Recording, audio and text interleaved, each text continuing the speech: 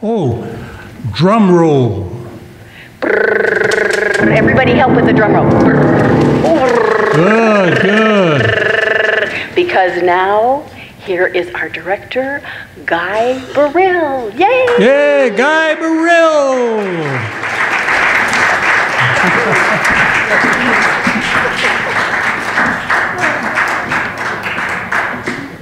Good evening, and welcome to, who is this? Oh yeah, Holiday Potpourri, that's what it is. Tonight our show is a little different than most nights in which we have a blend of scenes and songs.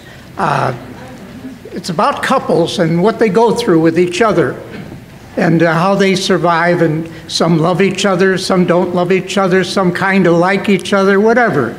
But potpourri is that. It's a mixture of things.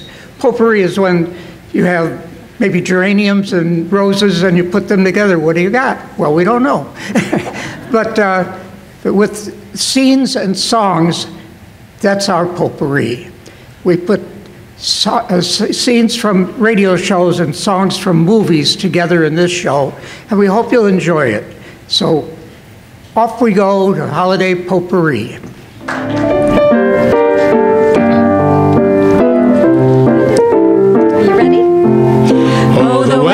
Outside is frightful, but the fire is so delightful. And since we've no place to go, let it snow, let it snow, let it snow.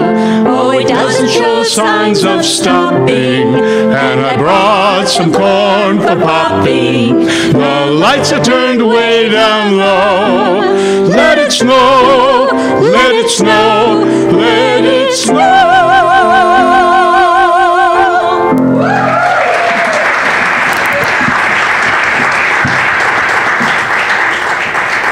Don't worry, we know it's not Christmas yet, but it's on its way.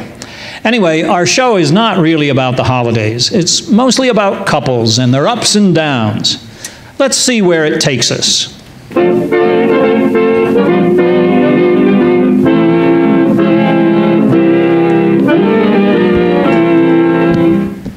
Ladies and gentlemen, Easy Aces.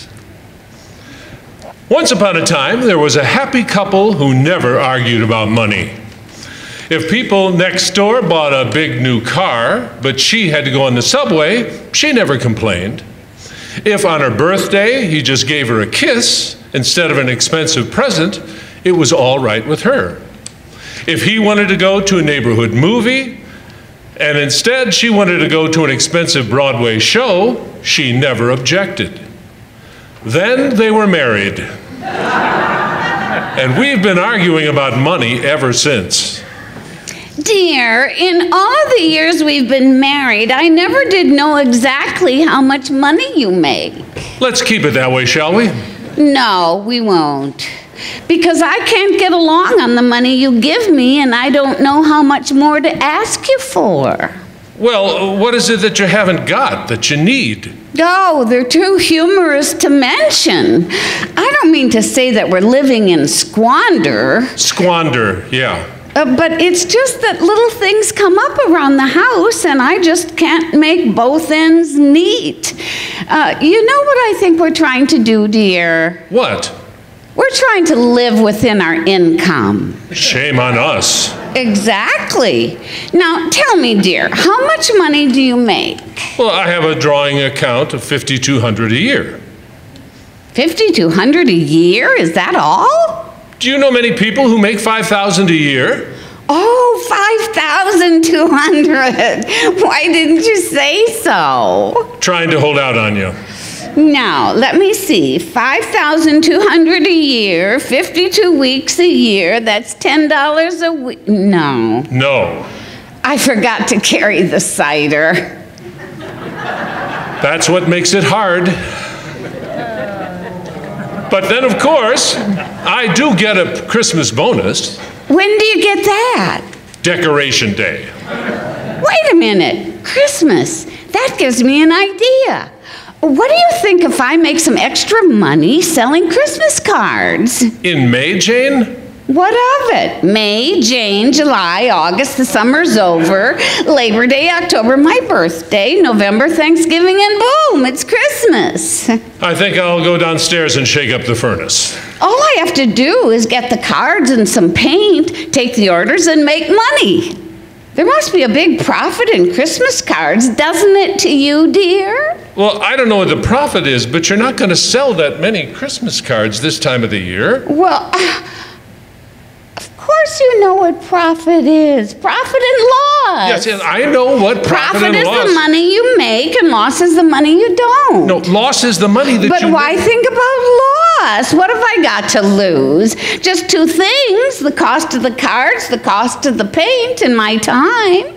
Just those two. Yes, sir. This is it. I can get rich, and the only way to get rich is to make money. Fine way to get rich, selling Christmas cards. I can't miss.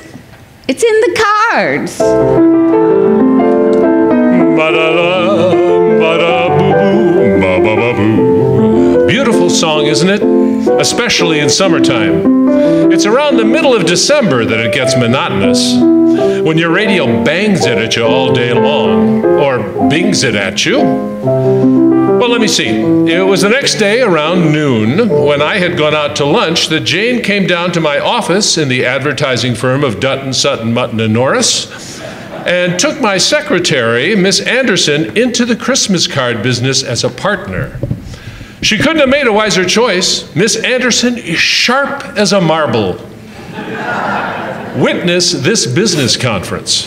And I thought we could use your desk as our office, Sally, and sell our Christmas cards right from here. Do you want to be a partner? Christmas cards in May, Jane?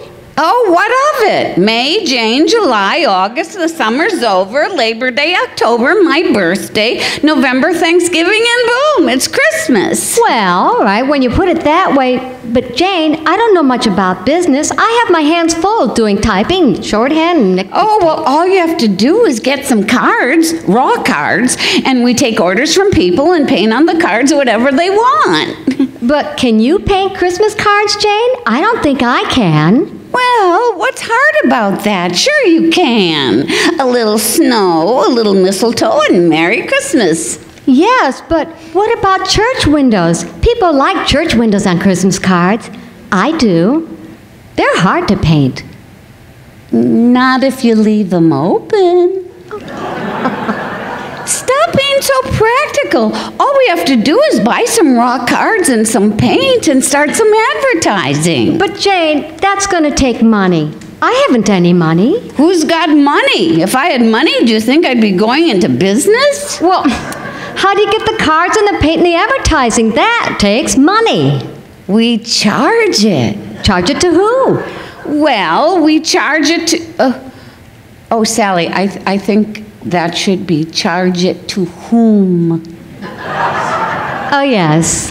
To is a proposition or something, and you have to say whom. No offense, of course.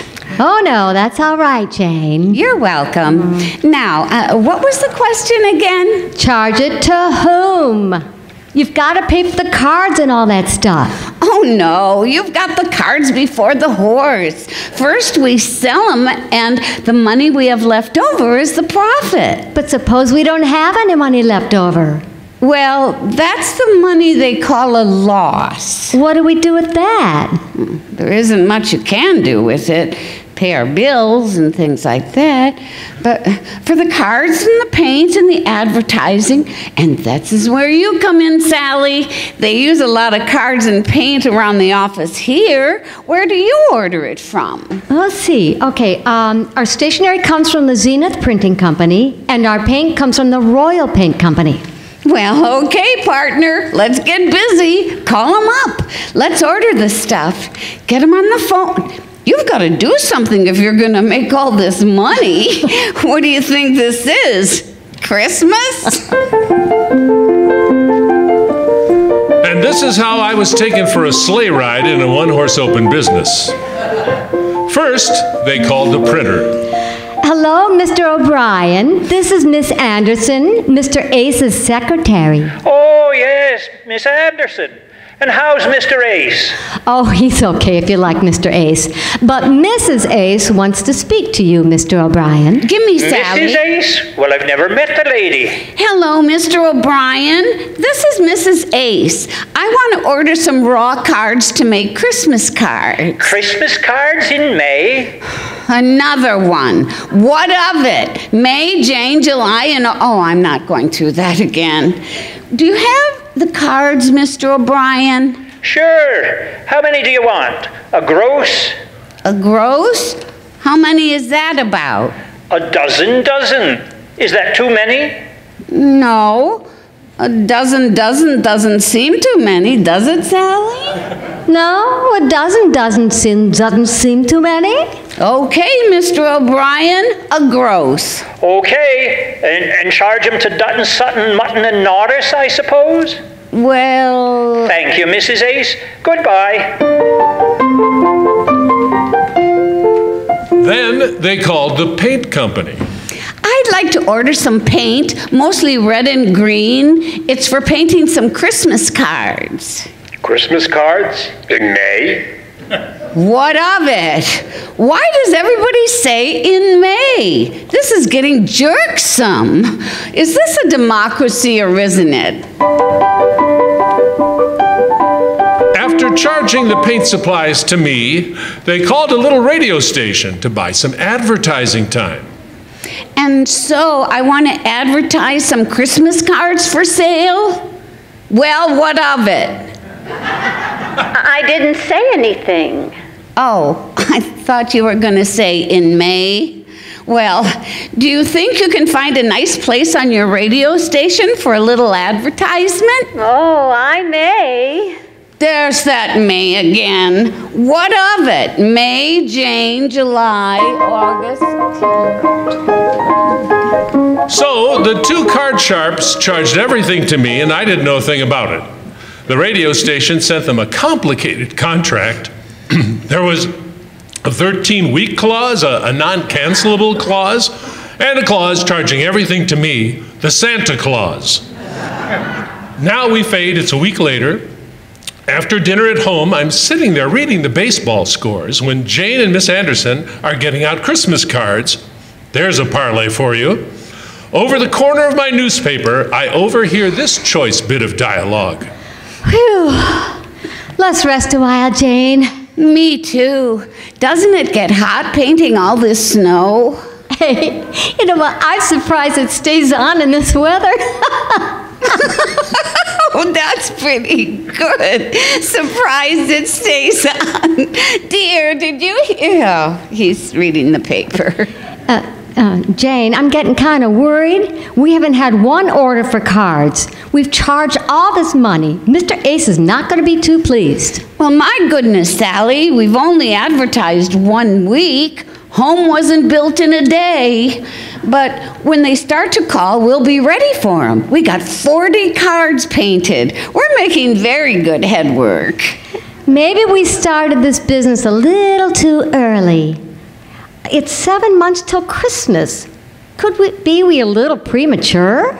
Please, Sally, not in front of him.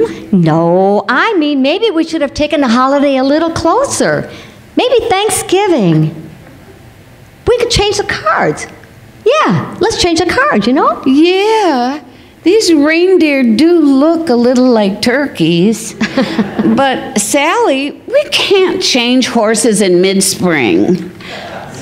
Are you sure, Jane, that you put the right phone number on the advertisement? Sure, I'm sure. I gave both telephone numbers, the house and the office. Don't worry so much, Sally. It's a little slow now, but business will pick up by creeps and bounds. We'll be selling Christmas cards like a horse on fire before you even... Dear, what are you doing? Well, what? I'm just calling up the drugstore to get some cigars. Somebody might be trying to put in an order and all that business goes up in smoke. If you want cigars, why don't you walk up to the corner and get some? What business? I'm worried about my profit. I'm worried about getting out of here. See you tomorrow. Good night, Sally. Okay. I've got a great idea. Why don't I buy all the Christmas cards? In May? May, June, July, Thanksgiving, and boom, it's Christmas. Oh, honey, would you do that for me? Of course I would. You drive me crazy, but I love you, kid. Please, let me explain. You'll do something to me. Something that simply mystifies me. Tell me, why should it be? You have the power to hypnotize me. Let me live in your spell. Do that voodoo that you do so well. For you do something to me that nobody else can do. Let me live with your spell. Do that voodoo that you do so well. For you do something to me that nobody else can do. That nobody else could do.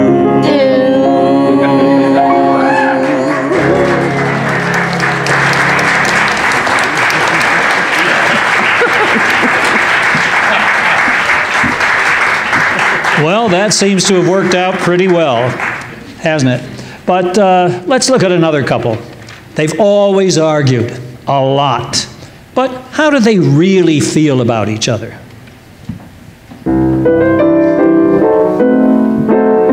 Here are John and Blanche Bickerson in John's operation. After 7 years of cycloid insomnia, or slugger's disease, John Bickerson has finally consented to allow Dr. Hershey to relieve his condition. In room 113 of the General Hospital, Mrs. Bickerson watches anxiously as a surgical nurse ministers to poor John, who is suffering an attack the night before the operation. Listen.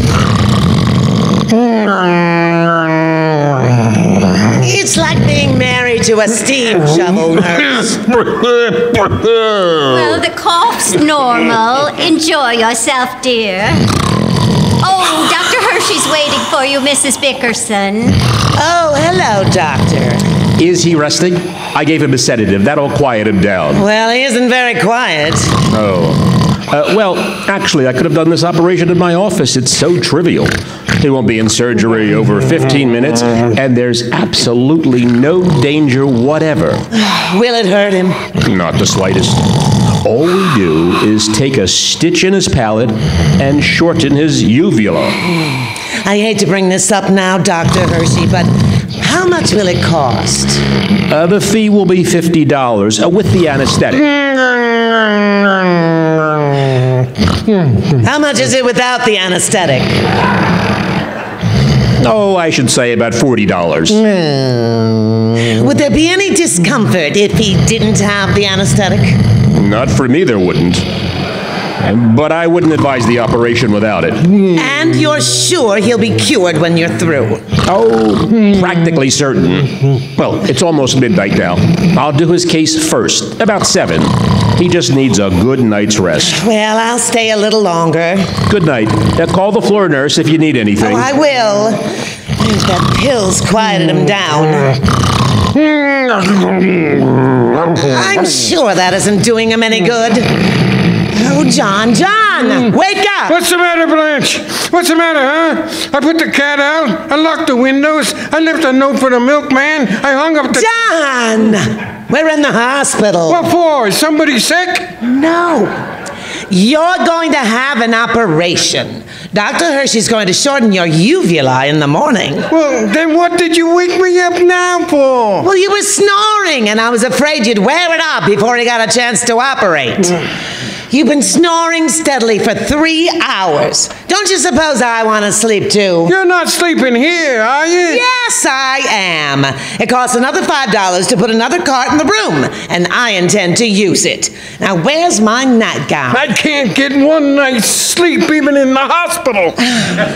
I don't understand why you have to have an operation to cure your snoring. I didn't want it. You've been working on me for 7 years to do it. I've been thinking it's just a waste of money. I could have used that $40. I'm still walking around in a short dress. What are you beefing about? Tomorrow I'll be walking around with a short ubalella. Don't be so crabby. I'm not crabby. I'm sleepy. Why don't you stop fiddling with that mirror and put out the lights? No, I have to get undressed, don't I? Take your dress off. Why are you plucking your eyebrows at this time of the night? I am not plucking my eyebrows. I'm taking off my false eyelashes. False eyelashes? I didn't know you had bald eyelids. My eyelids are not bald. It's just that my lashes are short and they don't bring out my eyes. Lots of women wear false eyelashes. Well, throw them away. You don't need them anymore to bring out your eyes. Oh, really? Really. I'm satisfied with the way they bulge now. Oh, what kind of a remark is that? Oh, hurry up, Blanche. I'm groggy. Blanche, what on earth are you taking out of your hair? It's a rat. A what? A roll of false hair. I have to wear it for the new hairstyles. My own hair is too thin with the pompadour. Oh, darn it, I can't get out of this dress. Blanche, what are those things? Don't be so silly. Haven't you ever seen shoulder pads before? Oh, I never heard of such a thing. Your eyelashes are on the dresser, your hair is in the drawer, and your shoulders are on the chairs. What about it? That's you all over, Blanche. No one can think of more ways to spend money.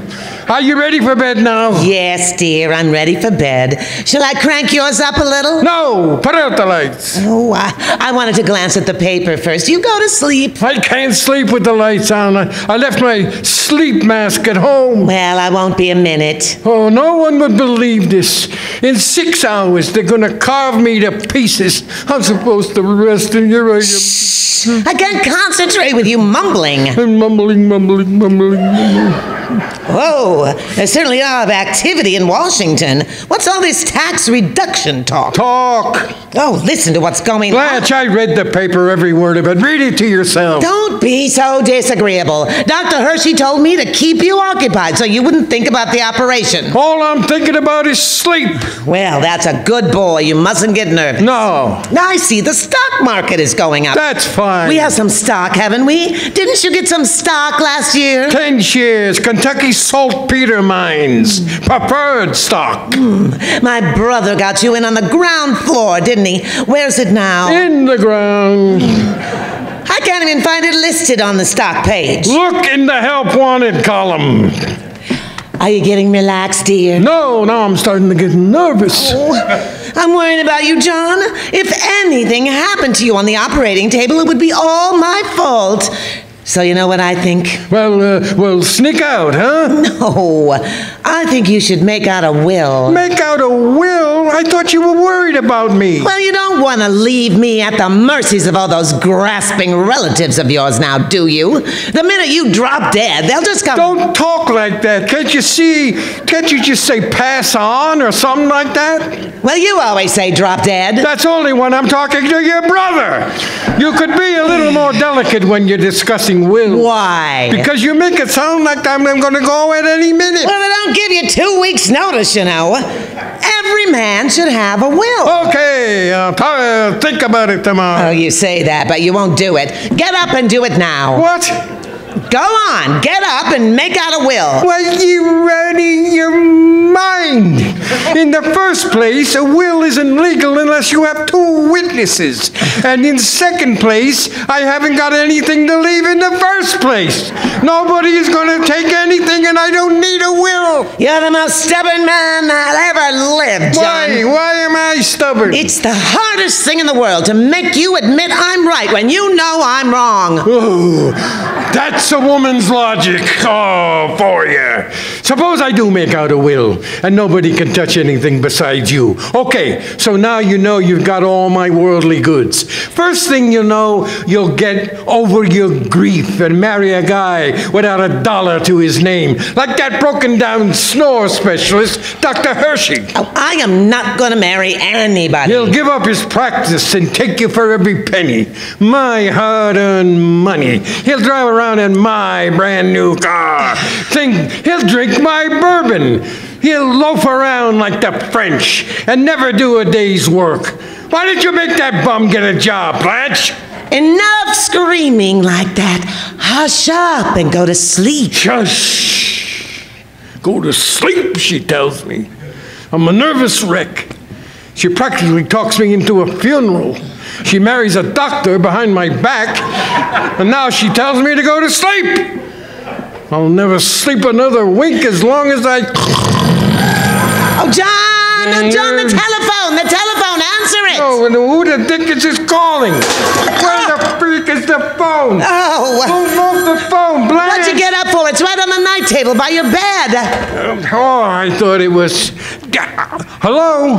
Mrs. Reams, this is the maternity nurse. You can get ready now. I'm bringing your baby in. Blanche, how long have I been here? Isn't this room 413? I don't know what this is, but I'm not feeding any babies. Oh, what a way to run a hospital. Oh, it's just a mistake, John. Oh, I shouldn't have fallen for this operation deal. I could be so comfortable at home in my own bed. One of us should have stayed there. What for? How do you know a prowler won't break in? I left a whole bottle of bourbon on the dresser. Nobody will break in. The turkey would gobble and scare him away. The turkey would gobble. I just can't see turkey. What turkey? Oh, well, I was going to surprise you. I won a turkey in a raffle, John. You got a live turkey running around the house? Oh, no, he isn't running around. I've got him tied to your bed. On my bed? What'd you do that for? I'll have the whole thing full of feathers. Well, what do we do with a live turkey? Well, it's Thanksgiving tomorrow, John. I thought you'd murder him for dinner. I'm not gonna murder any turkeys. But if he lays a beak on my bourbon, I'll chop his head off. Blanche, you're the most impossible woman that ever lived. Oh, I'm sorry, John. I guess everything I do is wrong. I'll go home and put the turkey out. No, wait a minute. Never mind. I don't mean to holler. Let's go to sleep so I can feel good for the operation. I don't think I want you to have it. It's the least I can do for you. Keep you awake all these years with my snoring, and when Dr. Hershey gets through with me, I'll be as quiet as a mouse. Well, if you stop snoring, I'll never wake you up, will I? No. And if I don't wake you up, we won't fight, will we? That's right. Well, that settles it. I'm not going to let him operate, John. Why not? It's the only chance I get to talk to you. Come on home. Oh, I give up. Oh, John, I have one question for you. Do you love me? Do I what? Do you love me?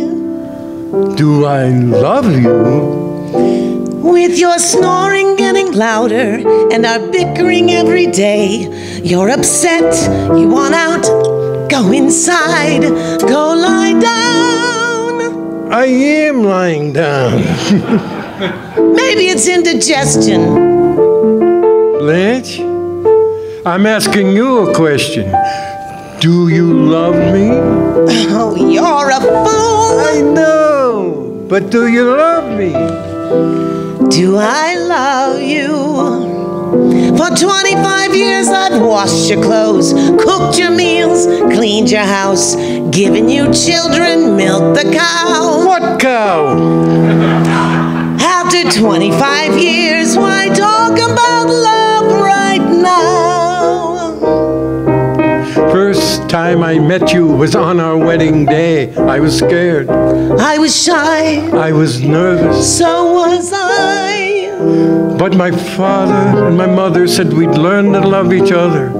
So now I'm asking Blanche, do you love me?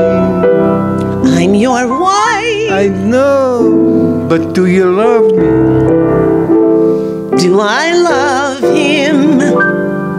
For 25 years I've lived with him, fought with him, starved with him. For 25 years my bed is his. If that's not love, what is? then you love me. I suppose I do.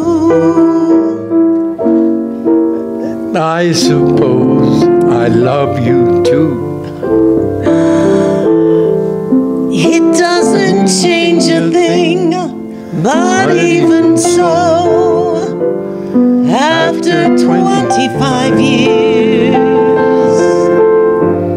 it's nice to know.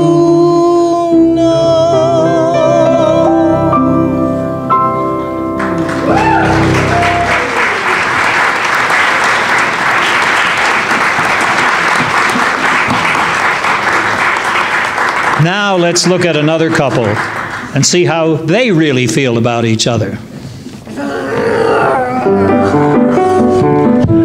Oh, yeah? Oh, you listen to me just once. Oh, sure, I told you a million times that you never listen to me. Yeah, so I said it, so you heard it, so what? So this is the last time I ever go to a party with you. Will you put that in writing? Oh, why are you always making cracks? Making cracks. Like what? Oh, you're always humiliating me. Humiliating me. Oh, didn't your mother never teach you no manners? I never had no mother. We was too poor. Oh, what's the matter with you lately? You used to tell me you loved me. You used to treat me like a high-class dame. Well, didn't you? So I did. Ah, there, you admit it. I ain't admitting nothing. I'll give you one more chance. Do you love me? No, I don't. Oh, quit stalling. I want a direct answer. Listen, kid, there's one thing about you I can't understand. How could you believe me when I said I loved you when you know I've been a liar all my life? Oh, you had that reputation since you was a youth. You must have been insane to think I'd tell you the truth. How could I believe you when you said we'd marry? Well, you know I'd rather hang than have a wife. I know I said I'd make you mine. But who would know that I would go for that old line? How could you believe me when I said I love you when you know I've been a liar? I know you've been a liar. A double-crossing liar. A double-crossing liar. All my doggone cheating life. You said you would love me long. So what? And never would do me wrong. And faithful you'd always be. Me? Why, baby, you must be loony to trust a lower than low two-timer like me. You said I'd have everything. Get her. A beautiful diamond ring. A bungalow by the sea. A bungalow yet? You're really naive to ever believe a full of baloney phony like me. What about the time you went to Indiana? I was lying, I was down in Alabama. You said you had some business you had to complete. What I was doing, I would be a cad to repeat. What about the evenings you was with your mother? I was romping with another honey lamb. Oh, to think you swore our love was real. But baby, let's not forget that I'm a heel. How could I believe you when you said you loved me when I know you've been a liar? I sure have been a liar. A good-for-nothing liar. A good-for-nothing liar. Oh, you know, good-for-nothing liar.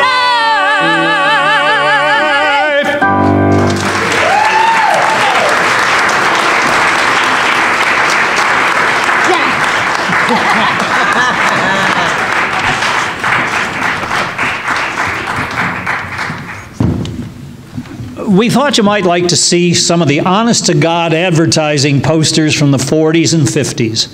Believe it or not, these were really printed in magazines or on billboards. Yes. You know, usually around this time we do some of our commercials. Things like 8 out of 10 doctors prefer Lucky Strikes cigarettes. But we are going to go back before commercials. You know, commercials became very popular. TV, we had Mr. Whipple squeezing the Charmin. And then we had Claire Pella saying, "Where's the beef?" And of course, today, every Super Bowl, everyone wants to know what their favorite commercial was. The next day you either go to the office or actually while you're watching the game. I like that one better than this one. So we're going back before commercials and we're going to show some of the visuals that were happening. So are you ready? Ready. Okay, Maya. Maya, what are you doing? The script. It says that the spokesperson should be beautiful and graceful. Oh, okay. Oh, all right. Well, let's take a look at this first one. Hopefully you can see this now. Can everyone see it? It says, try penicillin made from mold. You can get this drug from your doctor or prepare it yourself. I mean, yum. Don't let that green bread go to waste. Ooh, what do we have next there? Oh, yes, Dr. Betty's for your health, asthma cigarettes. You know, since 1882, for the temporary relief of paroxysms of asthma, effectively treats asthma, hay fever, foul breath, all diseases of the throat, head colds, canker sours, canker sores, whiskey sours, and bronchial irritations. Not recommended for children under 6. Now, children over 6, hey, there's no problem. All right, next we have, ready? Ready. Cocaine toothache drops. Yes, you remember them, folks. Instant cure. Price 15 cents. Definitely not an HMO. Prepared by Lloyd Manufacturing Company, 219 Hudson Avenue, Albany, New York, for sale by all druggists. I mean, who needs a dentist? Who needs a druggist? Cocaine tooth drops. Registered in 1885. Next, we have Schlitz beer. Check this one out.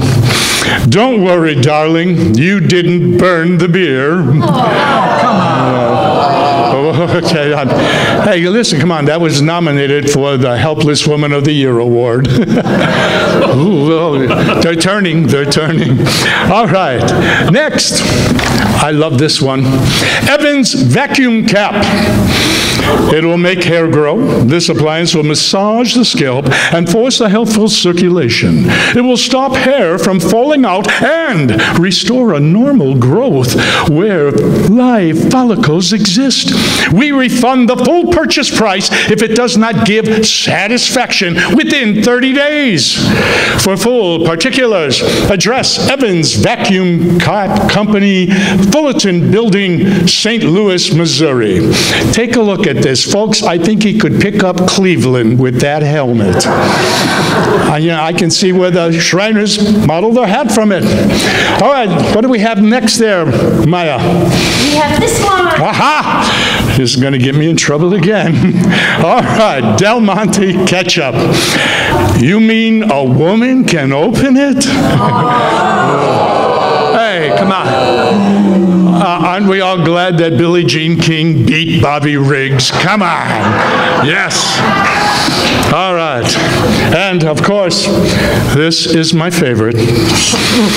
I don't know why, but it is Bell & Howell. Sabrina demonstrates the world's finest projection equipment. Her Bell & Howell headliner color slide projector. I mean, you get the point. Okay. Well, there you have it. Our visuals. And again, remember, this is what were on the billboards. This is what were also as on the benches when people sat waiting for a bus. And this is what was in magazines, the beginning of commercials. Thank you.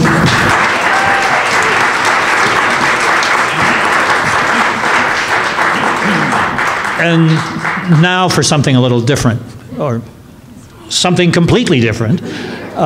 we'd like to have you listen to a four-handed piano number with Patricia Rusk and Alan Kay.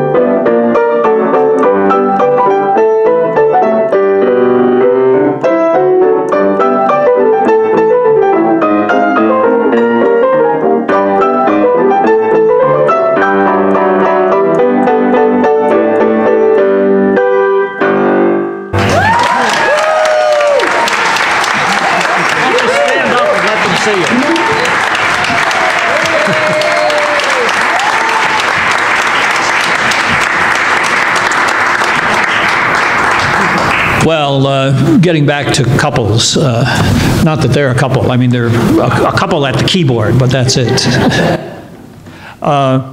Finally, here's an older couple who've been through it all, good and bad. And they've come through it together because they know of all the ups and all the downs.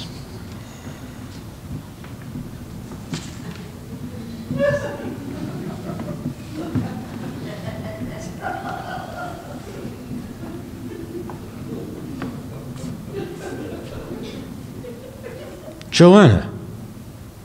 Oh, Paul. Paul, is it really you? Oh, dear. After all these years. Yes, Joanne, of course. Won't you please join me? Oh, thank you.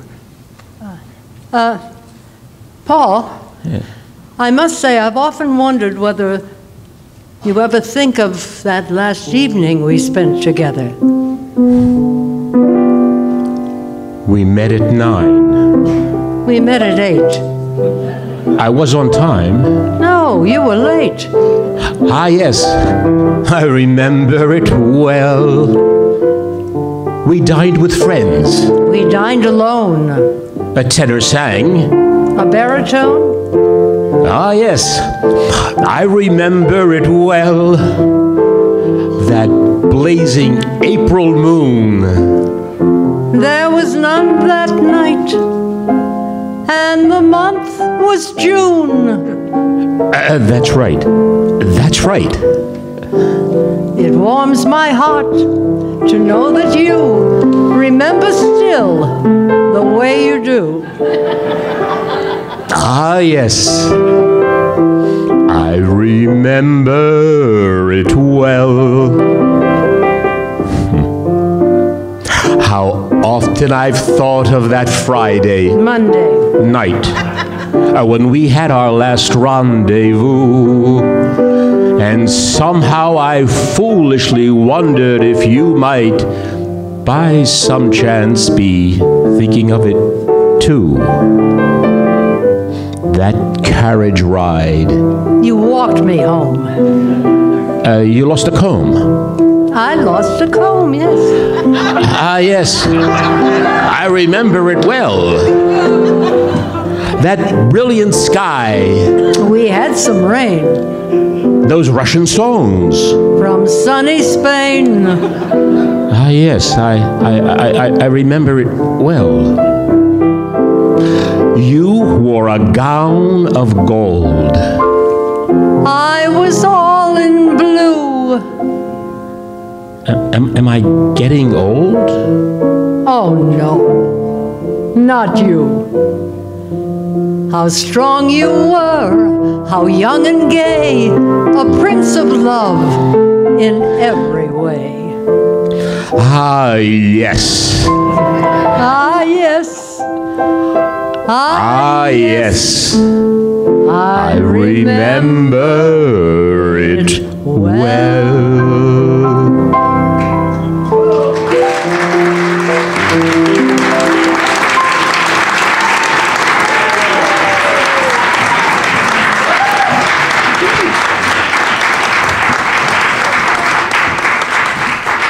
Well, maybe you think we've already got enough singers on the stage, but we have a few more people to come out here.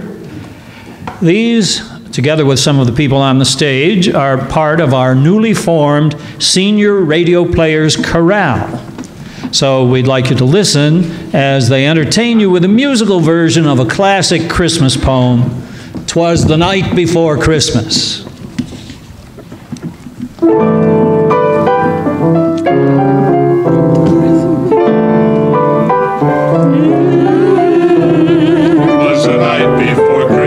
And all through the house, not a creature was stirring, not even a mouse. The stockings were hung by the chimney with care, in hopes that St. Nicholas soon would be there. The children were nestled all snug in their wee little beds, sugar plums dance in their wee little heads. Mama in her kerchief and I in my cap had just settled down for a long winter's nap.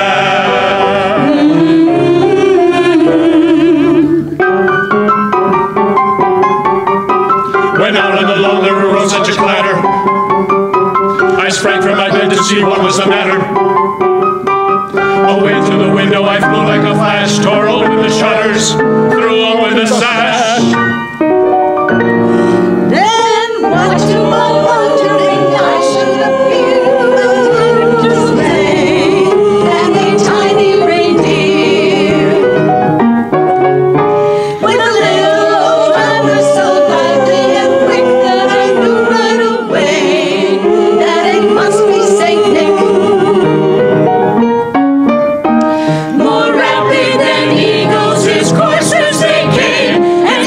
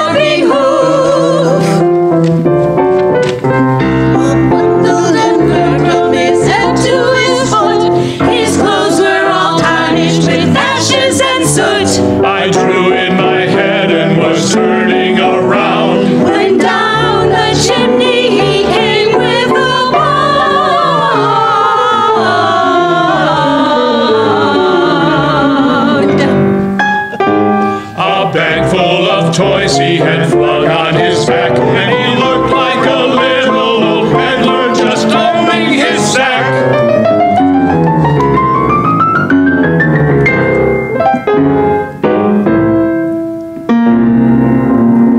His eyes, how they twinkled so gay. His dimples, how merry were they. His cheeks were like roses kissed by the sun. His nose like a cherry, all wrinkled with fun. His droll little mouth was drawn up like a bow. The beard on his chin was as white as the snow. The stump of his little old pipe he held tight in his teeth. And the smoke went around and around and around his head like a wreath. Oh, he was so jolly and plump, a right jolly old chap. And I laughed and I laughed and I laughed when I saw him in spite of myself. He had a broad face, ho, ho, ho, and a little round belly, he, that shook when he laughed, ho, ho, ho, like a bowl full of jelly. Ha, ha, ha. He gave me a wink of his eye and a twist of his head. A twinkle and a smile, and I knew all the while and nothing to dread. He spoke not a word, but went straight to his work. He filled all the stockings, then turned with a jerk, and laying a finger aside of his nose, and giving a nod up the chimney he rose.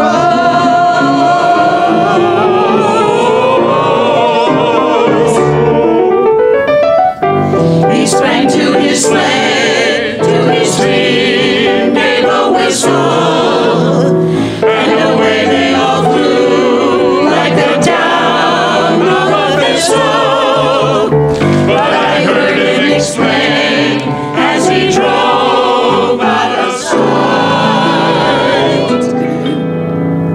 Merry Christmas to all and to all. Good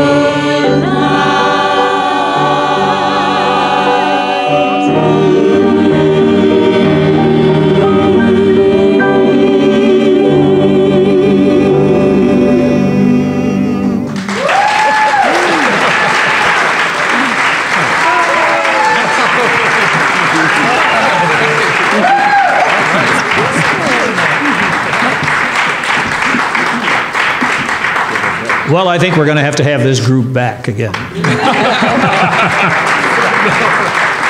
Maybe they can sing something Irish for St. Patrick's Day. Well, that almost wraps it up, folks. But first, let's introduce our esteemed cast and crew. Please hold your applause until I've read every name. There's Rob Alton, Kathleen Dee Dee Alton, Michaela Nelson, William C. Thompson, Merceda DeMonk, Maya Herschel, Ernie Lane, Robert Bruler, Suzanne Petrie, Joni Winter, and you remember our four-handed piece at the piano? Well, two of those hands belong to Patricia Rusk, and the other two belong to Alan Kay. Our radio players chorale are Kathleen and Rob Alton, Susie Brack, George Elliott, John Green, Maya Herschel, Ernie Lane, Herb Lichtenstein, Michaela Nelson, Suzanne Petrie, and Joni Winter. I'm Martin Hallisey. Now for our crew. Way up there in the booth, we have Tim and Alaric.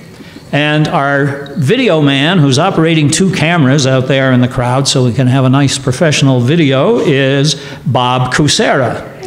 Our sound effects team, as usual, are Conai Shaughnessy and Larry Youngberg, but they've disappeared because they had no sound cues after page 17 in this 29-page script, and so they're sitting right here enjoying the rest of the show. But stand up and take a bow, Conai and Larry. Our musical director is Patricia Rusk. Our assistant director and producer is Michaela Nelson. And our director is Guy Burrell.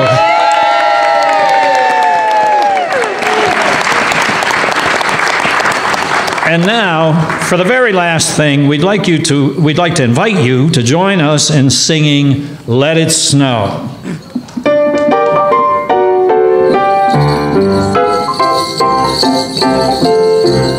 Oh, the weather outside is frightful, but the fire's so delightful, and since we've no place to go, let it snow, let it snow, let it snow. Oh, it doesn't show signs of stopping, and I brought some corn for popping. The lights are turned way down low. Let it snow, let it snow, let it snow. When we finally say goodnight, how I hate going out in the storm. But if you'll only hold me tight, all the way home I'll be warm. The fire is slowly dying, and my dear, we're still goodbying. And as long as you love me so, let it snow, let it snow, let it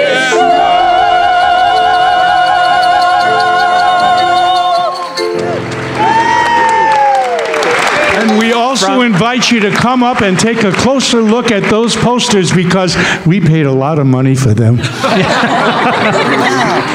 Oh, yes. Well, from all of us to all of you and yours, we wish you Happy Holidays! And let's take a bow.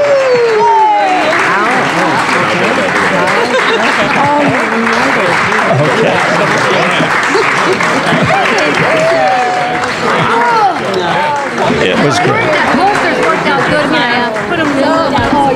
The chorale sounded great. Yeah, didn't we? It really worked. It really worked. Yeah.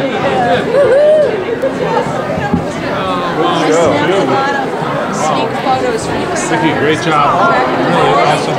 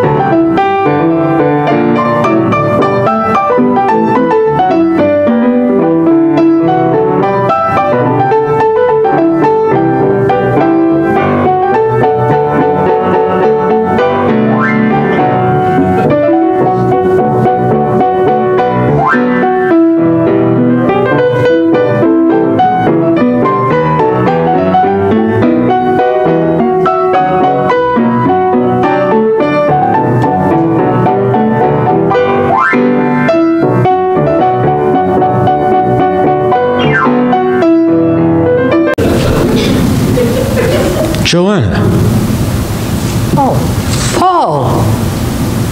Paul, is it really you? Oh, dear. After all these years. Yes, Joanna, of course.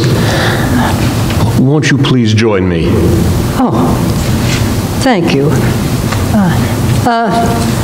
Paul, I must say I've often wondered whether you ever think of that last evening we spent together. We met at 9. We met at 8. I was on time. No, you were late. Ah, yes. I remember it well. We dined with friends. We dined alone. A tenor sang. A baritone? Ah, yes. I remember it well. That blazing blazing April moon. There was none that night, and the month was June. That's right. That's right.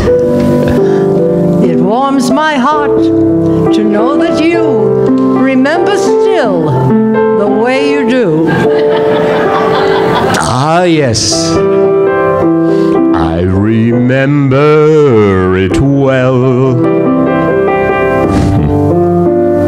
How often I've thought of that Friday Monday night when we had our last rendezvous.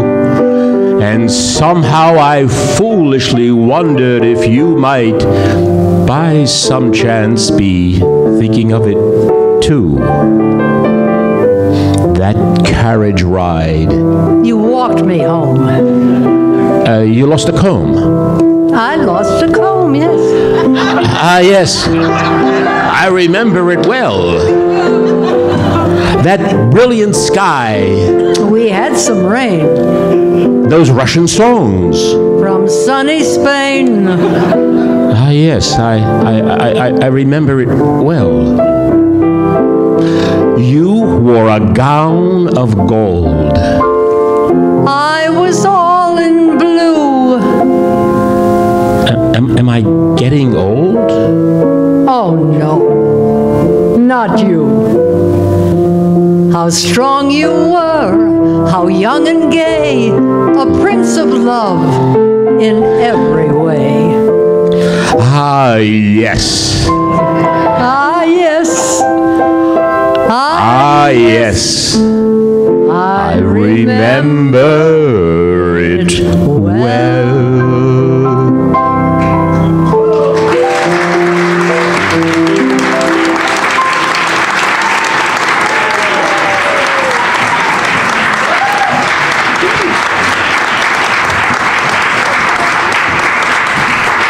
Well, maybe you think we've already got enough singers on the stage, but we have a few more people to come out here.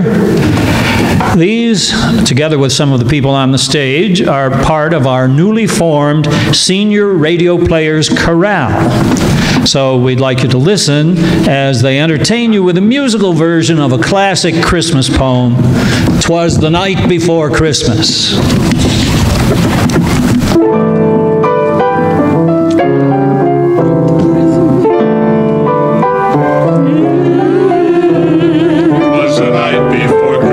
And all through the house, not a creature was stirring, not even a mouse. The stockings were hung by the chimney with care, in hopes that St. Nicholas soon would be there. The children were nestled all snug in their wee little beds, sugar plums dance in their wee little heads. Mama in her kerchief and I in my cap had just settled down for a long winter's nap.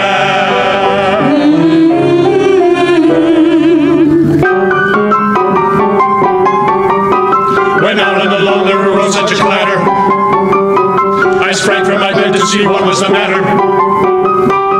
Away to the window I flew like a flash, tore open the shutters, threw open the sash. Then what do I wondering I should appear to sleigh and a tiny reindeer with a little old timer so lively and quick that I knew right away that it must be Saint Nick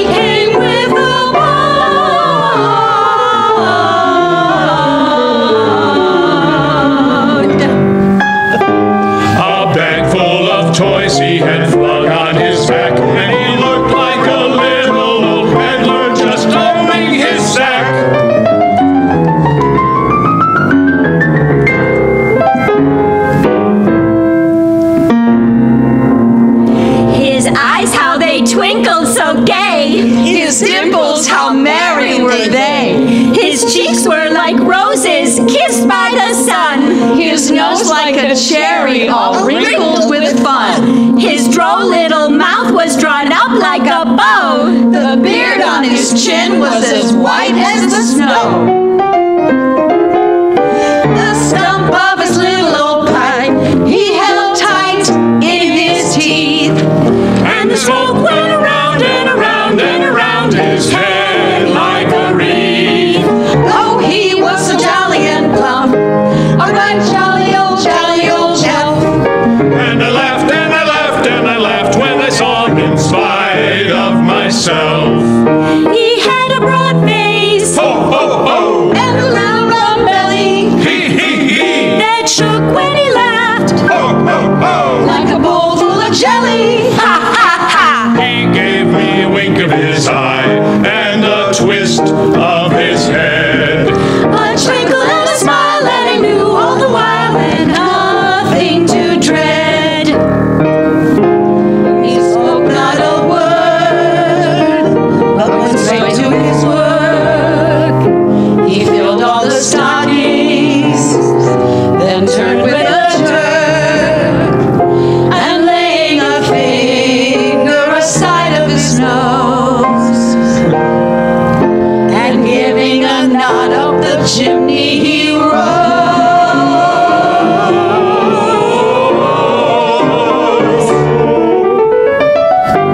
He sprang to his sleigh, to his dream, gave a whistle, and away they all flew like the down of a thistle. But I heard him explain as he drove out of sight. Merry Christmas to all, and to all, good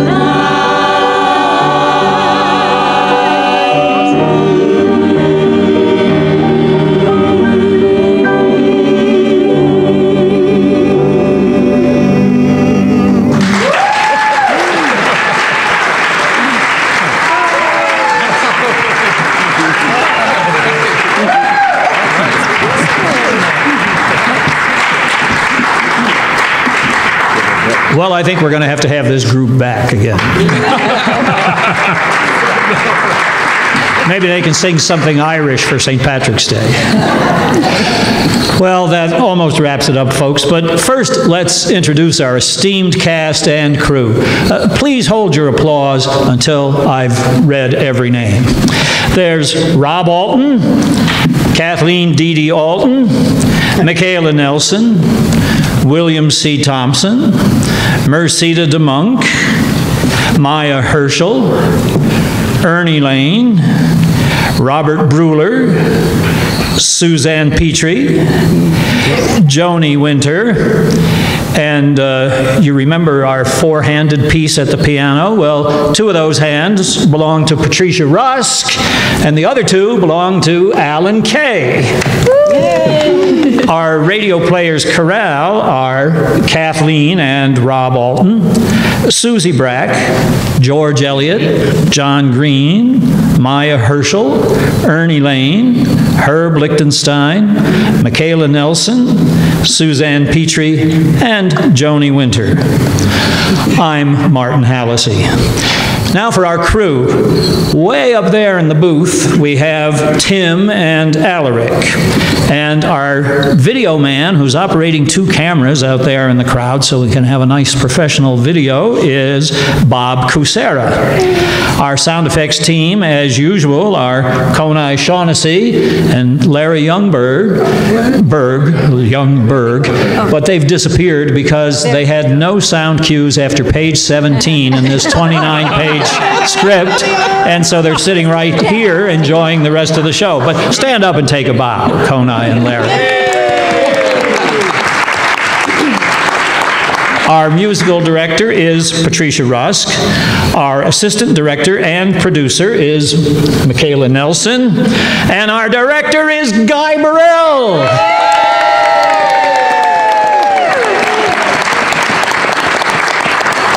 And now, for the very last thing, we'd like to invite you to join us in singing Let It Snow.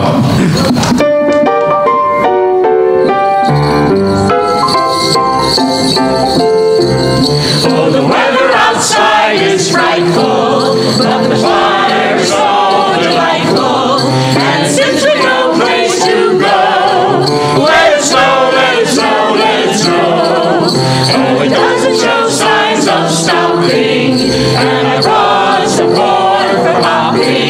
The lights are turned way down low.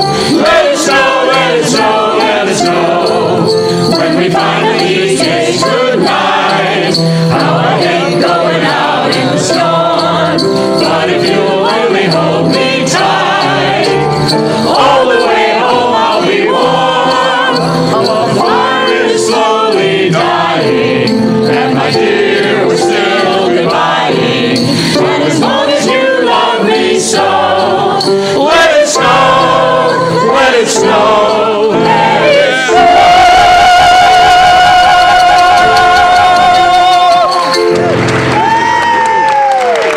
And we also invite you to come up and take a closer look at those posters because we paid a lot of money for them. Okay. Well, from all of us to all of you and yours, we wish you Happy Holidays! And let's take a bow.